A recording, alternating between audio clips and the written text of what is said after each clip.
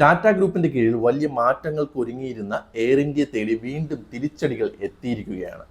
European രാജ്യങ്ങളിൽ service നടത്തുന്ന air India വിമാനങ്ങൾക്ക് വലിയ സുരക്ഷാ വീഴ്ചകൾ ഉണ്ടെന്നാണ് പുതിയ റിപ്പോർട്ടുകൾ സൂചിപ്പിക്കുന്നത്. യൂറോപ്പിലെ ഏവിയേഷൻ ഏജൻസി നടത്തിയ മിന്നൽ പരിശോധനയിലാണ് ഈ ആശങ്കാജനകമായ സുരക്ഷാ വീഴ്ചകൾ കണ്ടെത്തിയത്. യൂറോപ്യൻ വിമാനത്താവളങ്ങളിലെ എയർ ഇന്ത്യ വിമാനങ്ങളിൽ നടത്തിയ പരിശോധനയിൽ സുരക്ഷാ മാനദണ്ഡങ്ങളിൽ വലിയ കുറവ് കണ്ടെത്തിയിട്ടുണ്ട്. ഓരോ പരിശോധനയിലും കണ്ടെത്തുന്ന പിഴവുകളുടെ അനുപാതം ജനുവരിയിൽ 1.96 ഉയർന്നു. സാധാരണഗതിയിൽ സുരക്ഷിതമെന്ന് കരുതുന്ന എയർലൈനുകൾക്ക് ഈ അനുപാതം 1-ൽ താഴെയായിരിക്കണം. ഈ അനുപാതം 2 കടന്നാൽ അത് അതീവ ഗുരുതരമാണ്. അങ്ങനെ സംഭവിച്ചാൽ എയർ ഇന്ത്യക്ക് യൂറോപ്പിലേക്കുള്ള സർവീസുകൾക്ക് നിരോധനം ഏർപ്പെടുത്താനോ അല്ലെങ്കിൽ കർശനമായ നിയന്ത്രണങ്ങൾ ഏർപ്പെടുത്താനോ EASAയ്ക്ക് അധികാരമുണ്ട്.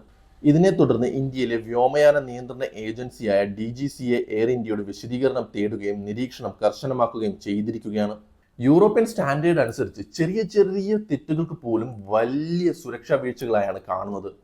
സീറ്റുകൾക്ക് ഇളക്കം തട്ടിയിരിക്കുന്നതോ, സീറ്റുകൾ എന്തെങ്കിലും പൊട്ടിയിരിക്കുന്നതോ, എമർജൻസി എക്സിറ്റിന്റെ എഴുത്ത് മങ്ങിപ്പോകുന്നതെല്ലാം തന്നെ അവിടെ വലിയ സുരക്ഷാ വീഴ്ചകളായാണ് അവർ കാണുന്നത്. എമർജൻസി എക്സിറ്റുകൾ, ലൈഫ് ജാക്കറ്റുകൾ, ക്രൂ അംഗങ്ങളുടെ രേഖകൾ തുടങ്ങിയ 54ഓളം സുരക്ഷാ മാനദണ്ഡങ്ങളാണ് ഇവർ പരിശോധിക്കുന്നത്. പഴയ വിമാനങ്ങളാണ് എയർ ഇന്ത്യയുടെ പ്രധാന villain. Tata group air India ഏറ്റെടുത്ത ശേഷം $400 മില്യൺ നവീകരണ പ്രവർത്തനങ്ങൾ ആരംഭിച്ചുവെങ്കിലും ആഗോളതലത്തിലെ സപ്ലൈ ചെയിൻ പ്രശ്നങ്ങൾ കാരണം ഇത് വൈകുകയാണ്. വിമാനങ്ങളുടെ എഞ്ചിനീയറിംഗ് വിഭാഗത്തിലെ പോരായ്മകളും വലിയ തിരിച്ചടിയാകുന്നു.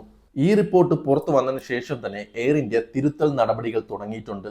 ഇപ്പോൾ എയർ ഇന്ത്യയുടെ സുരക്ഷാ കണക്ക് 1.96 നിന്ന് 1.76 കുറഞ്ഞിട്ടുണ്ട്.